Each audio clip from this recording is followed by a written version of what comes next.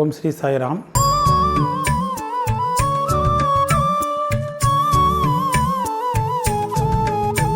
செங்கல் ஒரு முறை உடைஞ்சிடுறது. பாபா அந்த சமாதி அடையிறதுக்கு சில தினங்களுக்கு முன்பாக இதே மாதிரியான ஒரு நிகழ்ச்சி, ஒரு குறிப்பு ஏற்படுறது. பாபா எப்போவுமே இந்த மசூதியில் என்ன பண்ணுவார்னா, தான் உட்காரும்போது கை வச்சுக்கிறதுக்கு ஒரு செங்கல் வச்சுட்டுருப்பார். அது ஒரு பழைய செங்கல். இரவு நேரத்தில் அதன் மேலே அப்படி சாஞ்சுட்டு தான் தன்னுடைய இடத்துல உட்காருவார். இது ரொம்ப வருஷமாக அந்த இடத்துல நடந்துட்டுருக்கு.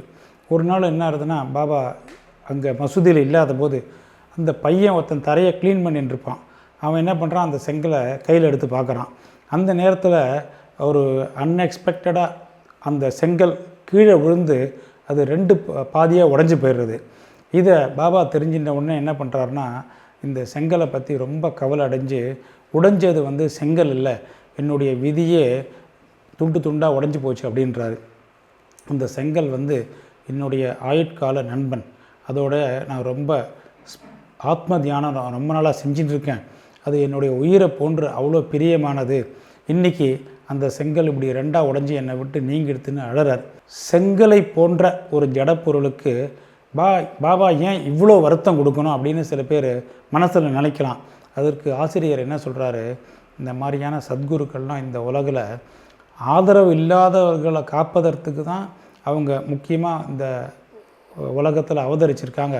அப்படி அவங்க இந்த உலகத்தில் அவதரித்த போது சாதாரண மக்களாக கலந்து அவங்களோடவே அது பழகி இயங்கும்போது அவங்களோட வெளிப்படையாக சிரிக்கிறது, அழறது, விளையாடுதல் அப்படின்ற எல்லாமே அவங்களுக்குள்ளே அது ஒரு பாகுபாடு இல்லாமல் அது வந்துடுறது.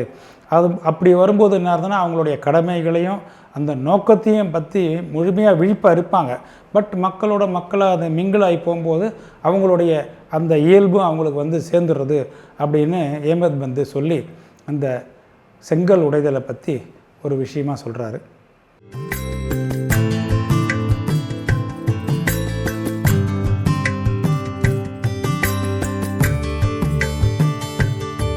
எழுபத்தி 2 மணி நேர சமாதி. பாபா தன்னுடைய எல்லை ஆயுள் கோட்டை ஒரு முறை தாண்ட முயற்சிக்கிறார். எப்போன்னு பார்த்தீங்கன்னா, அந்த சமாதி அடைஞ்ச 1918க்கு முன்னாடி ஒரு 32 வருஷம், அதாவது 1886 தன்னுடைய எல்லை கோட்டை தாண்ட முயற்சிக்கிறார். ஒரு மார்கழி பௌர்ணமி நாளன்று அவருக்கு ஒரு கடுமையான ஆஸ்துமாவால் அவர் கஷ்டப்படுறாரு. அந்த ஆஸ்துமாலேருந்து மீள்றதுக்கோசரம் தன்னுடைய பிராணனை உயர எடுத்துன்னு போயிட்டு ஒரு சமாதி ஸ்டேட்டுக்கு போயிடணுன்னு முடிவு பண்ணுறாரு. மகள்சாபதிட்ட என்ன சொல்கிறாருன்னா, நீ என்னுடைய இந்த உடலை ஒரு 3 நாள் ப்ரிசர்வ் பண்ணி பத்திரமாக காப்பாற்று, நான் திரும்பி வந்துட்டேன்னா எல்லாம் சரியாயிடும், நான் திரும்பி வரல அப்படின்னு சொன்னால் நீ என்னுடைய அந்த உடலை அந்த ஓப்பன் ஸ்பேஸில் புதைச்சிட்டு அது மேலே ஒரு 2 கொடியை அடையாளமாக நட்டு அந்த இடத்த மூடிடு அப்படின்னு சொல்லிடுறாரு. இப்படி சொல்லிவிட்டு சுமார் அன்றைக்கி ராத்திரி ஒரு 10 மணிக்கு என்ன பண்ணுறாருன்னா, கீழே சாஞ்சிடுறார். அவருடைய மூச்சும் அந்த மூமெண்ட்டும் நாடியும் எல்லாமே நின்று போயிடுறது. பாடி இருக்கிற அந்த உயிர் உடம்பை விட்டு போன மாதிரியே அங்கே இருக்கிறவங்களுக்கெல்லாம் தோன்றுறது. அப்போ இருக்கிற அங்கே கிராம மக்கள் ப்ளஸ் அதிகாரிகள்லாம் என்ன பண்ணுறாங்க, இது ஒரு என்கொயரியை பண்ணிவிட்டு பாபா எங்கே சொன்னாங்களோ அந்த இடத்துல அடக்கம் செஞ்சிடணுன்னு மல்லு கட்டி நிற்கிறாங்க. அப்போ மகள்சாபதி என்ன சொல்கிறாருன்னா, இதுக்கு நான் ஒத்துக்க மாட்டேன், ஏன்னா எங்கிட்டயே அவர் சொல்லிட்டு போயிருக்கார், நான் 3 நாளில் திரும்பி வந்துடுவேன் அப்படின்றதுனால நான் என் மடியிலேயே பாபாவை வச்சுக்க போகிறேன் அப்படின்னு சொல்லிவிட்டு அவர் தன்னுடைய மடியிலேயே 3 நாளாக பாபாவை ப்ரிசர்வ் பண்ணி பத்திரமாக காப்பாற்றின்னு இருக்கார். 3 நாள் கழித்து பார்த்திங்கன்னா, விடிய காலையில் பாபாவுடைய ஒரு 3 மணிக்கு பாபாவுடைய அந்த உடம்புல ஸ்லைட்டாக ஒரு மூமெண்ட்ஸ் தெரிகிறது. பழையபடி அவருடைய மூச்சு வர ஆரம்பித்து அந்த உடம்புல இருக்கிற அங்கங்கள்லாம் ஆட ஆரம்பிச்சிடுறது. பாபா கண்ணை திறந்துடுறாரு. திருப்பியும் பாபா தன்னுடைய சுய நிலைமைக்கு வந்துட்டு உணர்வுக்கு எழுந்து உட்காந்துன்றாரு. இதுலேருந்து நம்ம என்ன புரிஞ்சிக்கணுன்னா, இவர் ஒரு சின்ன ஒரு 5.5 அடி அளவு உள்ள பாபா அந்த உடலை கொண்டவர் தானா, இல்லை அதை விட்டு போனதுக்கப்புறமும் அவர் என்ன ஆத்ம வடிவாக இருக்காரா அப்படின்றத நம்ம தீர்மானிச்சிக்கலாம். இந்த பஞ்ச பூதங்களான உடம்பு இருக்குது பார்த்திங்களா, எப்பவுமே அழியக்கூடியது தான். அது ஒரு நிலையற்றது, அதுக்கு ஒரு எண்டும் கிடையாது. அப்படி இருக்கும்போது நமக்குள்ளே இருக்கிற ஆத்மா தான் பரம்பொருள். அதுதான் எப்பவுமே அழியாதது மற்றும் நிலையானது. அந்த உண்மையை நம்ம எல்லாரும் புரிஞ்சிக்கணும். இதை புரியாமல் இந்த உணர்வு நிலை இல்லை இந்த பிரம்மத்துக்கோ இல்லை நம்ம மனசில் இருக்கிற அந்த புலன்களுக்குள்ள ஆசைக்கும் நம்மளே ஒரு அதிபதியாக இருந்து நம்மளை ஆட்டுவிப்பவராக உள்ளவரே தான் நம்ம சாயி அப்படின்ற பரம்பொருள். அந்த பரம்பொருள் இருக்கார் இல்லையா, அவர் வந்து இந்த உலகத்தில் இருக்கிற அண்ட பேரண்டங்களிலையும் எல்லா இடத்துலையும் ஊடுருவி எந்த ஒரு இடைவெளி இல்லாமல் அவர் வந்து புகுந்து வியாபித்து இருக்கிறார். இந்த பக்தர்களுடைய ஒரு குறிக்கோளை நிறைவேற்றுவதற்கு தான் இந்த உடம்பை எடுத்துட்டார். அவர் வந்து இந்த உலகத்தில் தன்னுடைய குறிக்கோள் முடிஞ்சதுக்கப்புறம் இந்த அழியிற உடம்பை விட்டுட்டு தன்னுடைய வரையறையற்ற ஒரு நிலையை அவர் அடைஞ்சிடுறாரு. இந்த தத்தர், கங்காபுரை சேர்ந்த நரசிம்ம சுவாமி, சரஸ்வதி இப்படி போன்ற பல அவதாரங்கள் போல தான் நம்ம சாயிநாதரும் எப்பவுமே வாழ்ந்து கொண்டு இருக்கிறார். அவருடைய அந்த சமாதி அல்ல அந்த மரணம் அப்படின்றது நம்ம பார்க்குற ஒரு எக்ஸ்டர்னல் தோற்றமே தவிர அவர் உயிர் உள்ளவற்றிலும் இருந்திருக்காரு, ஜடப்பொருள்லையும் அவர் ஊடுருவி எப்பவுமே ஆதிக்கம் செலுத்தி அவை எல்லாத்தையுமே அவர் கண்ட்ரோலில் தான் கட்டுப்படுத்தி வச்சுருந்தார். இதுதான் நேச்சர், இதுதான் ஒரு இயல்பு. இப்போது கூட தங்களை தாங்களே எந்த ஒரு பக்தன் அவர்கிட்ட முழுமையாக அவன்கிட்ட சரணாகதி அடையிறானோ, எந்த முழு பக்தியுடனும் உறுதியான நம்பிக்கையுடனும் அவரை வணங்குறவங்க அவருடைய அருளை தத்ரூபமாக கேட்டு பெறுவதை நம்ம எல்லாருமே உணர்ந்துட்டுருக்கோம். பாபா இந்த ஸ்தூல உருவத்தில் நம்மளால் இப்போ பார்க்க முடியலன்னா கூட நீங்கள் ஷிரடிக்கு போகிறீங்க, இல்லை மற்ற பாபா கோயிலுக்கு போய் பார்த்தீங்கன்னா கூட அவருடைய அந்த அழகான படமோ இல்லை அந்த சிலையோ எப்பவுமே அலங்கரிச்சுண்டு புன்னகை பூர்த்து எப்பவும் அருள் புரிகிற காட்சியை தான் அவர் கொடுத்துட்டுருக்கார். அப்படி தான் நம்ம பாபாவுடைய புகழ்பெற்ற அடியவரான இந்த சாம்ராவ் ஜெய்கர் அப்படின்னு ஒரு படத்தை அந்த காலத்தில் வரைச்சி வச்சுருந்தார். இதெல்லாம் எப்படின்னா 1926க்கு முன்னாடி.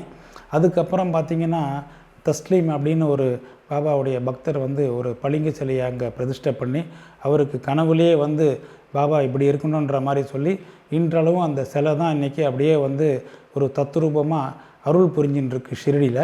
இப்போது பாபா இந்த உடலில் நம்மக்கிட்ட இல்லைன்னா கூட அவர் எப்பவும் போல் இங்கே மட்டும் இல்லை எங்கேயுமே இருந்து எப்படி தன்னுடைய அந்த ரூபத்தில் உடலில் இருந்து பக்தர்களை ஆதரித்தாரோ அதே மாதிரி இன்றைக்கும் எல்லாரையும் விசாரித்து காத்து ரட்சிருக்கான்றதை கண்கூட எல்லோரும் பார்த்துட்டுருக்கோம். பாபாவை போன்ற சத்குருக்கள்லாம் அப்படின்னா சாதாரண மனிதர்களை போல் தோன்றினாலும் அவங்களுக்கு இறப்பு என்பது எப்பவுமே கிடையாது. ஏன்னா அவங்களெல்லாம் உண்மையில் பரமாத்மா, அவர்கள் கடவுளின் ரூபமே ஆவார்கள். பாபு சாஹேப் ஜோக் அப்படின்ற ஒரு பக்தருடைய துறவு. ஜோக் அப்படின்றவர் யார் பார்த்திங்கன்னா, பூனாவில் ஒரு பெரிய ஃபேமஸ் வர்க்காரி விஷ்ணுபுவா ஜோக் அப்படின்ற மாமாவுடைய சகாரா மரி அப்படின்றவர் தான் பாபு சாஹேப் ஜோக்கு. அவர் இந்த பிடபிள்யூ டிபார்ட்மெண்ட்டில் கொஞ்ச நாள் ஒர்க் பண்ணிவிட்டு அதிலேருந்து என்ன பண்ணுறாருன்னா ஓய்வு பெற்றுறாரு. 1909 ரிட்டையர் ஆனதுக்கப்புறம் தன்னுடைய மனைவியோடு அவர் என்ன பண்ணுறாருன்னா ஷிரடிக்கு வந்து அங்கே பாபாவுக்கு சேவை செஞ்சுட்டுருக்கார். அவருக்கு வந்து குழந்தைகள் இஷ்யூஸ் இல்லை. அதனால் என்ன பண்ணுறாங்கன்னா அவங்க ஹஸ்பண்ட் அண்ட் ஒய்ஃபு பாபாவை ரொம்ப நேசிக்கிறாங்க. அவருக்கு சர்வீஸ் பண்ணுறதுலையும் அவருக்கு வழிபடுறதுலையுமே அவங்களுடைய முழு நேரத்தையும் வந்து என்ன பண்ணுறாங்க அவங்க ஷிரடியிலே செலவு பண்ணுறாங்க. இந்த மேகா அப்படின்னு ஒரு பக்தன் இருந்தான் இல்லையா, அவன் இறந்ததுக்கப்புறம் மசூதியிலையும் சாவடியிலையும் பாபாவுடைய கடைசி மகா சமாதி வரைக்கும் ஜோக்கு வந்து ஆரத்தி எடுக்கிறதுக்கு பாபா பர்மிஷன் கொடுத்துறாரு. அதே மாதிரி அந்த சாடே அப்படின்ற ஒரு வாடாவில் ஞானேஸ்வரியையும் ஏக்நாத் பாகவதத்தையும் அந்த பக்தர்களுக்கு அதை படித்து அதை எக்ஸ்பிளைன் பண்ணுற வேலையையும் ஜோக்குக்கிட்ட பாபா ஒப்படைச்சிடுறாரு. ஜோக்கு என்ன பண்ணுறாருன்னா பல வருஷங்கள் பாபாவுக்கு சேவை செஞ்ச பின்னர் அவர் பாபாவை நோக்கி கேட்குறாரு, நான் உங்களுக்கு இத்தனை வருஷமாக உங்களுக்கு வேலை செஞ்சு சேவை செஞ்சுருக்கேன், ஆனால் என்னுடைய மனசு இன்னும் காமும் ஆகலை, ஒரு ஹாப்பினஸும் கிடைக்க மாட்டேங்கிறது. இந்த மாதிரி சத்குருக்களோட என்னுடைய தொடர்பு உங்களை மாதிரி ஞானிகளோடு நான் இருந்து கூட இன்னும் என்னை ஏன் வந்து இந்த ஆன்மீக வாழ்க்கையில் என்னை இன்னும் மேலே கொண்டு போக மாட்டேங்கிறது அப்படின்னு அவர் கேட்குறாரு. மேலும் என்னை எப்போ நீங்கள் இந்த மாதிரி விஷயத்துக்கெல்லாம் பெஸ்ட் பண்ணுவீங்கன்னு பாபாட்ட கேட்குறாரு. அப்போது பாபா வந்து எப்போயுமே தன்னுடைய டிவோட்டி ஏதாவது உண்மையாக நியாயமாக கேட்டால் அதுக்கு காது கொடுத்து கேட்டு அதுக்கு ஒரு ஆன்சரை கொடுத்துருவார். அப்போ ஜோக்குக்கு சொல்கிறாரு, உனக்கு உரிய காலத்தில் உன்னுடைய கெட்ட விஷயங்கள்லாம் நீ என்ன பண்ணியோ நல்லதும் அதுக்குண்டான பயனும் அழிக்கப்பட்டுரும், உன்னுடைய நல்லது தீமை எல்லாமே வந்து கரைஞ்சி சாம்பலாக்கப்பட்டுரும். நீ என்ன பண்ணணும்னா முதல்ல அட்டாச்மெண்ட்டை விட்டுட்டு உன்னுடைய அந்த சிற்றின்ப ஆசையையும் இந்த சாப்பாட்டில் இருக்கிற உணர்வையும் அதெல்லாத்தையும் விட்டு நீ ஜெயிச்சு எல்லா கஷ்டங்களையும் தடைகளையும் நீ ஒழித்து கடவுள்கிட்ட முழு மனசுடன் நீ என்னைக்கு போய் அவர்கிட்ட உன்னுடைய அந்த பிச்சை பாத்திரத்தை எடுத்துன்னு போய் நீ அவர்கிட்ட சரணடைகிறாயோ அன்றைக்கி தான் உனக்கு நீ புனிதம் அடைந்தவனா நீ இருப்பேன்னு சொல்லி பாபா அவருக்கு ஒரு விஷயத்தை சொல்லிடுறாரு. இப்போது இந்த விஷயத்தை பாபா சொன்னோட என்ன ஆகுதுன்னா, கொஞ்ச நாளைக்கு கழித்து பாபா என்ன சொன்னாரோ அந்த விஷயங்கள் அப்படியே உண்மையாக தத்ரூபமாக அவருக்கு நடக்க ஆரம்பிச்சிடுறது. அவருடைய ஒய்ஃப் என்ன பண்ணுறாங்க, இவருக்கு முன்னாலேயே அவங்க வந்து இயற்கையை எழுதிடுறாங்க. அப்போ என்ன ஆகுதுன்னா, இவருக்கு குழந்தையும் இல்லை, ஒய்ஃபும் இல்லை, வேறு எந்த ஒரு பந்தமும் பற்றும் இல்லாமல் இருக்கார். அவர் என்ன பண்ணுறாருன்னா, ஒரு இண்டிபெண்ட் பர்சனாக சுதந்திரம் ஆயிடுறாரு. தன்னுடைய இறப்புக்கு முன்னாடி பாபா சொன்ன மாதிரி அந்த பிச்சை பாத்திரத்தை நீ ஏற்று எப்போ நீ உன்னை பூர்ணமாக சரணம் அடைகிறியோ அப்போ தான் உனக்கு வந்து இந்த ஆத்ம ஞானத்தில் முன்னேற்றம் கிடைக்கும்னு சொல்கிறார் இல்லையா. அவர் என்ன பண்ணுறாரு, இருப்பதற்கு முன் சந்நியாசத்தை ஏற்றுறாரு. தன்னுடைய வாழ்க்கையில் என்ன லட்சியத்தை அடையணுமோ இதன் மூலம் அடைஞ்சுடுறார் அவர்.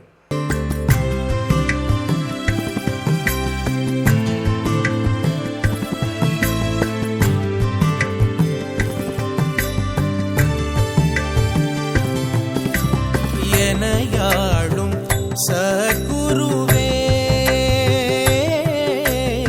எனையாளும் சத்குருவே. பாபாவின் அமுத மொழிகள். பாபா தான் வாழ்ந்த காலத்தில் அவர் எப்பெல்லாம் மசூதியிலேயோ மற்ற இடத்துல இருந்தாரோ அவங்க பக்தர்கள்ட்ட என்ன சொல்லுவார்னா, யார் என்ன உண்மையாக ஆசையோடு என்னை விரும்புகிறானோ அவன் எப்பவுமே அவன் நினச்ச நேரத்தில் என்னை பார்த்துடுறான் அப்படின்றாரு.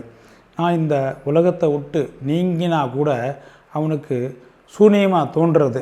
ஆனால் அவன் என்னுடைய கதைகளையும் லீலைகளையும் அதை கேட்க ஆரம்பிச்சிட்டான்னு வச்சுக்கோங்களேன், அவனுக்கு பிற விஷயங்கள்லாம் அவனுக்கு எதுவுமே எண்ணத்தில் வரவே வராது. அவன் எப்போ என்னை தானித்து என்னுடைய நாமத்தை ஸ்மரணம் செய்கிறானோ, எவன் என்னை முழுமையாக அவனை தன்னிடம் சமர்ப்பித்து என்னையே எப்பவுமே நினைவில் கொண்டிருக்கானோ அவனுக்கு நான் உண்மையிலேயே கடன் பட்டதாகவே நான் ஆவேன் அப்படின்னு பாபா சொல்கிறாரு. அவனுக்கு நான் அந்த தன்னை உணர்தல் அப்படின்ற விடுதலையை கொடுத்து அவனுக்கு உண்டான கடனையும் தீர்த்துடுவேன். என்னை நினைத்து எனக்காகவே எவன் இயங்குகிறானோ, எதையுமே முதலில் என்னை நினைக்காமல் உண்ணாதவன் பாலும் நான் இருந்துருக்கேன் அப்படின்னு சொல்லிடுறாரு. பாபா அடிக்கடி யார் இந்த நான் அப்படின்னு சொல்லுவார். நீங்கள் ரொம்ப தூரமோ அல்லது என்னை தேடிக்கொண்டு தொலை தூரத்துக்கோ வேறு எங்கேயோ நீங்கள் போக வேணாம். உங்களுடைய நாமத்தையும் ரூபத்தையும் நீங்கள் நீக்கினாலே உங்களுக்குள்ளும் சரி அதை போன்ற எல்லா ஜீவராசிகளுக்கும் உள்ள உணர்வு, அதை ஸ்தாபிக்க பெற்றிருக்கும் உணர்வு உள்ள நிலை உங்களுக்கு கிடைக்கிறது. அதுக்கு தான் நான் அப்படின்றாரு. நீங்கள் இதை புரிஞ்சுட்டு உங்கள்கிட்டையும் மற்ற ஜீவராசிகளிடத்தையும் நீங்கள் என்னை பார்க்குறீங்க காண்பீங்கன்னா உங்களுக்கு நான் எல்லா நேரமும் உங்கள் கூடயே இருந்து அந்த சர்வ வியாபகத்தன்மையை நான் கொடுத்து என்னுடன் நீங்கள் ஒரு ஐக்கியமாகி ஒன்றாகும் நிலையை நீங்கள் பெறுவீங்க அப்படின்னு பாபா சொல்கிறாரு. ஏமத்பந்த் ஆசிரியர் என்ன சொல்கிறாருன்னா, நம்ம எல்லா தெய்வங்களையும் ஞானிகளையும் எப்போவுமே மரியாதை செய்யும்படி பணிவுடனும் அன்புடனும் பக்தர்களை வேண்டி கேட்டுக்கொள்கிறார். யார் ஒருத்தன் பிறர் மீது குறை கூறி அதில் தர்க்கம் செய்கிறானோ இல்லை குதர்க்கம் செய்கிறானோ அவன் நிச்சயமாகவே என்னுடைய உள்ளத்தில் காயம் ஏற்படுத்துகிறான். ஆனால் இதை எல்லாம் கஷ்டப்பட்டு பொறுமையாக எவன் ஏற்றுருக்கானோ அவன் நிச்சயமாக என்னை சந்தோஷப்படுத்துகிறான் அப்படின்னு பாபா அடிக்கடி கூறுவதை ஆசிரியர் இங்கே ஞாபகப்படுத்துகிறாரு. பாபா எல்லா ஜந்துக்களிடமும் ஜீவராசிகளிடமும் ஊடுருவி வியாபித்து இருந்து கொண்டிருக்கிறார். அவர் எதை எதிர்பார்க்கிறார்னா, அன்பை மட்டும்தான் அவைகளிடத்திலிருந்து எதிர்பார்க்கிறார். அப்படிப்பட்ட சாயிநாதரின் கதைகளையும் பாடல்களையும் கேட்போரையும் படிப்போரையும் அவர் ஆசீர்வதித்து பக்தர்களுடன் அவர் ஒன்றாக கலந்து விடுகிறார். இத்துடன் அத்தியாயம் 43 மற்றும் 44 முடிவடைகிறது. ஓம் ஸ்ரீ சாய்ராம். ஆணவமெனும் காரணத்தால் உடலெடுத்தேன் சாய், உந்தன் மாணவனாய் மாற்றி என்னுள் மகிமையருள் சாய்.